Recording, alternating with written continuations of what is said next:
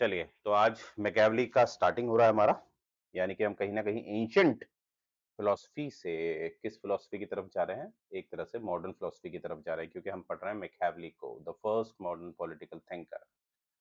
तो इसको first modern political thinker क्यों कहते हैं? पहले एक बार इसको समझ लेते हैं, ठीक है? मैं आइडिया दे देता हूँ आपको।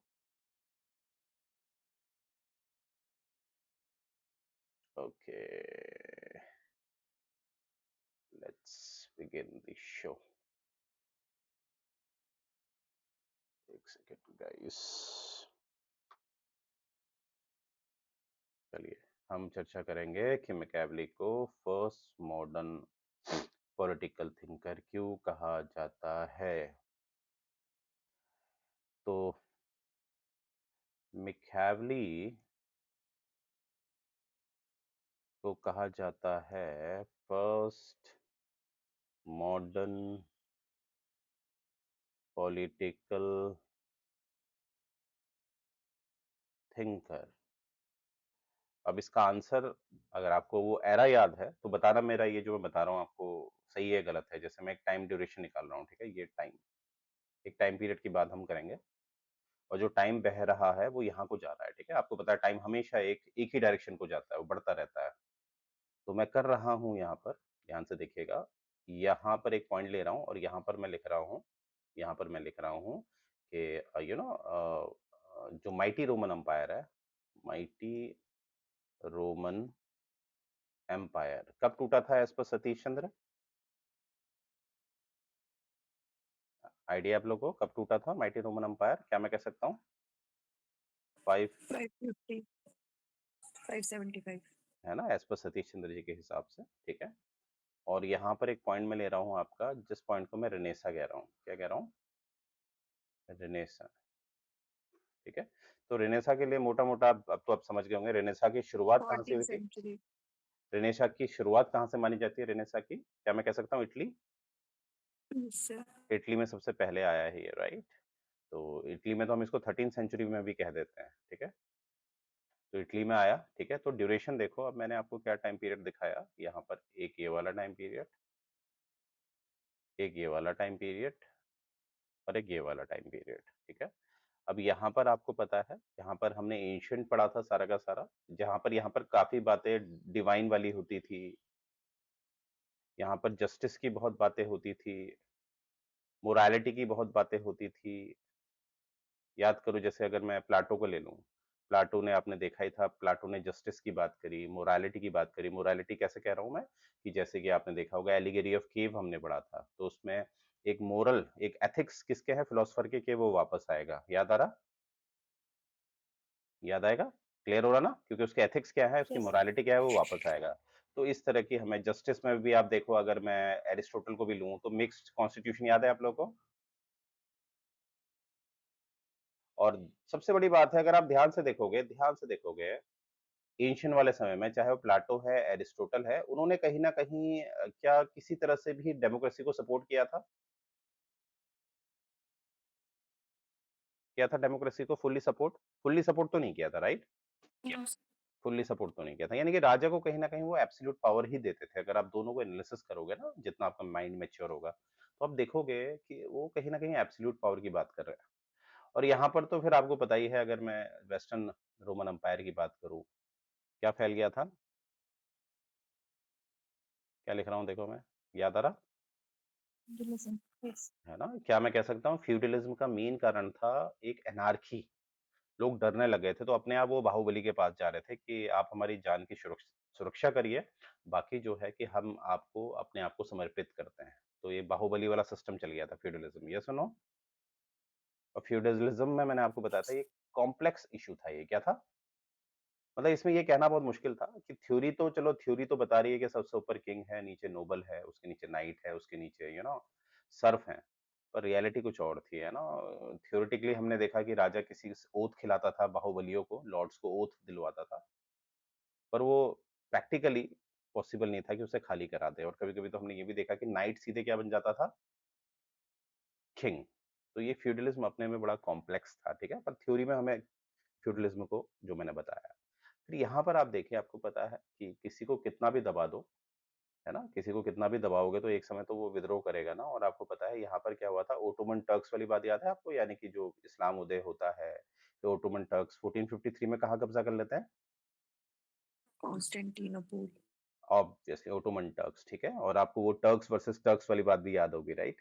तो 1453 में ओटोमन टर्क्स कब्जा कर लेते हैं आपके बेजेंटीन में, ठीक है? बेजेंटीन एम्पायर जिसकी राजधानी कॉन्स्टेंटिनोपल है, राइट?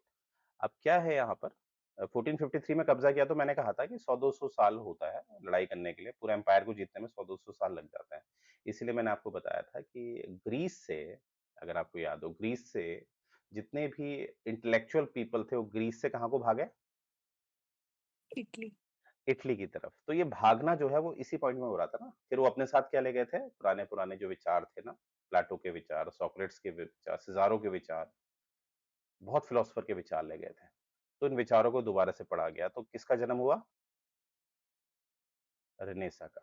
और ऐसे में ही क्या है, जब ये टाइम पीरियड हो रहा था, तो एक आदमी जन्म लेगा, ठीक है? जैसे हम जानते हैं, मैकियावेली ने जन्म कब लिया? 1469 और इसकी डेथ कब हुई है? 1527। तो आप देख रहे होंगे मुझे ऐसे बाय हार्ट याद रहता है ये, तो आपने बाय हार्ट याद रखना है इसको। मैकियावेली हमारे सिलेबस में भी सबसे इम्पोर्टेंट है। तो 1469 में ये पैदा हो रहा है और इसकी डेथ हो रही है 1527 में। तो 1469 देखो, कहीं न कहीं हम कहेंगे रेनेसा फैल चुका है। और ये भी ज़िम्मेदार है रेनेसा को फैलाने में, क्योंकि ही वाज़ द फर्स्ट, ये पहले थे, अब ध्यान से सुनना, यहाँ ये पैदा हुए, he was the first, Machiavelli पहले थे जिन्होंने, मैं हटा रहा हूँ हाँ, मैकियावेली पहले थे जिन्होंने फर्स्ट टाइम पॉलिटिक्स पॉलिटिक्स के रियाल्म मतलब एक तरह का डोमेन होता है, ठीक है? इसको डोमेन भी कह सकते हैं, पर हम पॉलिटिक्स में रियाल्म ज़्यादा यूज़ करते हैं। पॉलिटिक्स के रियाल्म को इन्होंने पहली बार सेपरेट किया। किससे सेपरेट किया? मॉरल से सेपरेट किया। कल्चर मतलब एक कन्वेंशन से सेपरेट किया। रिलीजियस बिलीफ से सेपरेट किया। रिलीजियस बिलीफ से सेपरेट किया, यानी कि इन्होंने पॉलिटिक्स को बिल्कुल सेपरेट कर दिया। और पॉलिटिक्स को इन्होंने जब सेपरेट किया तो इसको बिल्कुल एक प्रैग्मेटिक बना दिया। प्रैग्मेटिक मतलब क्या होता है? क्या मैं कह सकता हूँ? रियलिस्टिक जो। एब्सोल्युटली रियलिस्टिक, बिल्कुल रियलिस्टिक। इन्होंने पहली बार पॉलिटिक्स को एक अलग डोमेन दे दिया और इसको बिल्कुल क्या करा, एक प्रैग्मेटिक व्यू दे दिया। और प्रैग्मेटिक व्यू भी इनका कैसा था, आप यू वोंट बिलीव कि इन्होंने राजा के लिए इन्होंने 2 तरह के डोमेन दिए थे।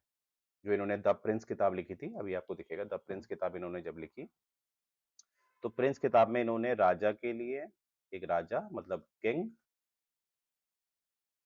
और एक प्रजा, ठीक है? यानी कि जो पीपल हैं, पीपल के लिए इन्होंने कहा इन्होंने कभी भी मॉरल वैल्यूज को नहीं छोड़ना है, मॉरल वैल्यूज हमेशा इनकी होनी चाहिए। पर राजा के लिए इन्होंने इसने बोला है कि आप, राजा क्या कर सकता है, मॉरल वैल्यूज को तोड़ सकता है, एथिक्स को तोड़ सकता है, रिलीजियस बिलीफ के साथ खेल सकता है। पर तभी ये चीजें कर सकता है, तभी ये चीजें कर सकता है जब बात होती है स्टेट को बचाने की। यानी कि उसने कहा कि राजा क्या है, राजा गलत काम भी कर सकता है अगर किसको बचाने की बात है, स्टेट को। क्या आपको नहीं लगता है ऐसी ही बात हमें मैकियावेली में नहीं, सॉरी माफ कीजिएगा, चाणक्य में भी दिखती है? Yes sir. चाणक्य की कूटनीति, इसीलिए याद रखेगा, पंडित जवाहरलाल नेहरू जी ने, जो हमारे प्रथम प्रधानमंत्री थे, उन्होंने एक बात कही थी कि भारत का मैकियावेली कौन है? पंडित जलन। पंडित जवाहरलाल नेहरू जी ने भारत का मैकियावेली का दर्जा किसको दिया? चाणक्य को, ठीक है? अब आप सोच सकते हैं चाणक्य तो पहले आया, मैकियावेली बाद में आया, पर वो विचार मैच करते हुए उन्होंने बोला कि चाणक्य, भारत का मैकियावेली कौन है? क्योंकि मैकियावेली अभी आप पढ़ोगे, जब पूरा पढ़ लोगे ना, तो आई होप आपको पसंद आएगा, क्योंकि मुझे तो बहुत पसंद आया।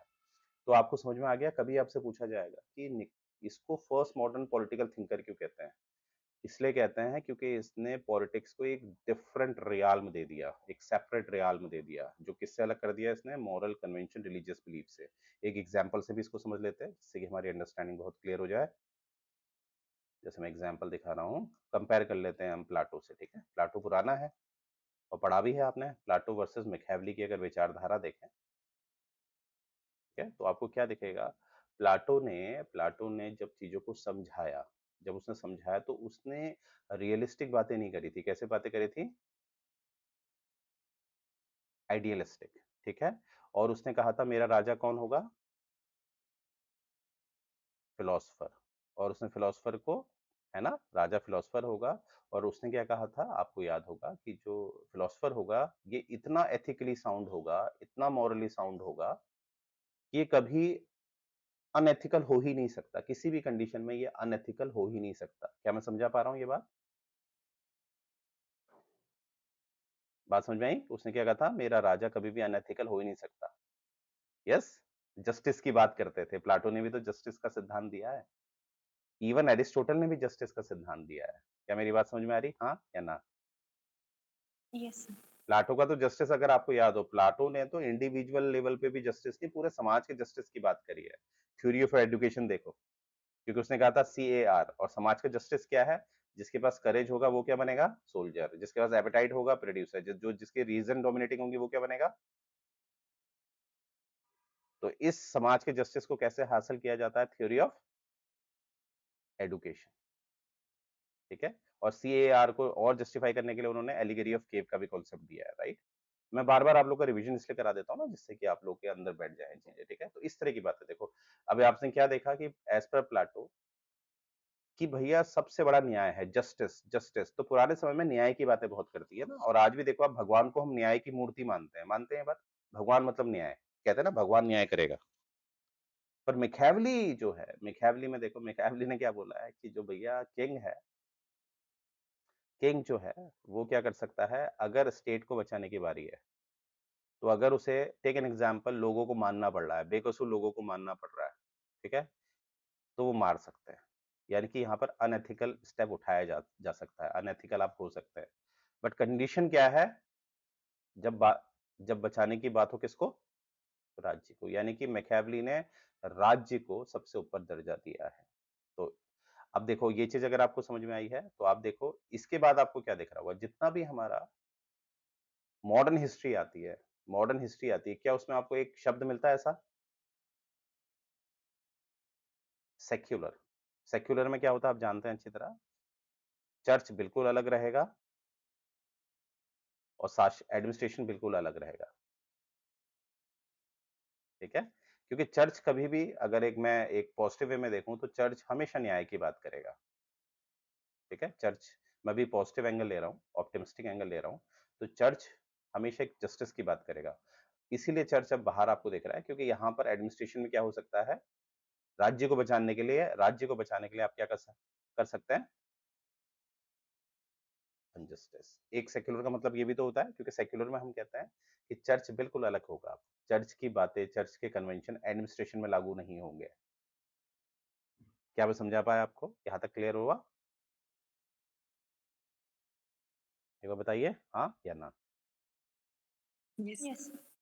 ठीक है? और आप क्या, अब देखो हमने क्या सीखा यहाँ से? हमने ये सीखा कि जो रियलिस्टिक बात करने लग गया ये, और रियलिस्टिक बात मतलब इसने एक ऐसी अप्रोच दे दी जिसे हम कैसी अप्रोच कहते हैं, क्या लिख रहा हूँ देखो मैं? Empirical approach. और जब ये एम्पिरिकल अप्रोच आई, तो आपको पता है रीज़न डोमिनेटिंग होने लग गया था।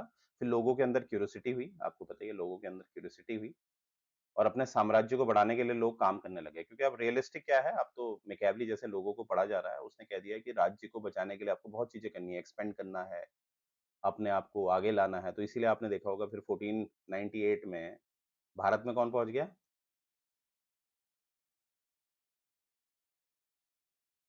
Vasco da Gama. फिर उसके पीछे-पीछे काफ़ी लोग पहुँच गए। फिर आपने देखा मॉडर्न हिस्ट्री में आप क्या पढ़ेंगे, आपस में यूरोपियन लड़ेंगे। लड़ेंगे नहीं लड़ेंगे बताइए? फ्रेंच, इंग्लिश आपस में लड़ेंगे। तो लड़ क्यों रहे हैं? क्योंकि बात है अपने राज्य को बचाने की, अपने राज्य को आगे लाने के लिए। तो वॉर जस्टिफाइड हो गया। वॉर क्या हो गया? तो आपको नहीं लगता है इसके पीछे मैकियावेली जैसे जो राइटर्स थे, उनका योगदान है? मानते हैं ये बात? क्योंकि अब क्या है, राज्य के लिए काम होगा जो भी होगा। येस और नो? क्लियर हो रहा है सबको? Yes. ठीक है, चलो गुड। अब हम स्लाइड में आते हैं अपने, ठीक है? तो ऑब्वियसली पहले आज मॉडर्न इंट्रो है, तभी मैं स्लाइड लेके आया हूँ, तो इसको ज़रा ध्यान से पढ़ते रहेंगे हम लोग। तो यहाँ पर थोड़ा-सा इंट्रो है, देखिए जो-जो मैं बता रहा हूँ उस पॉइंट पे ध्यान रखिएगा। 1 सेकंड, ये स्टॉप कर दूँ मैं एक बार।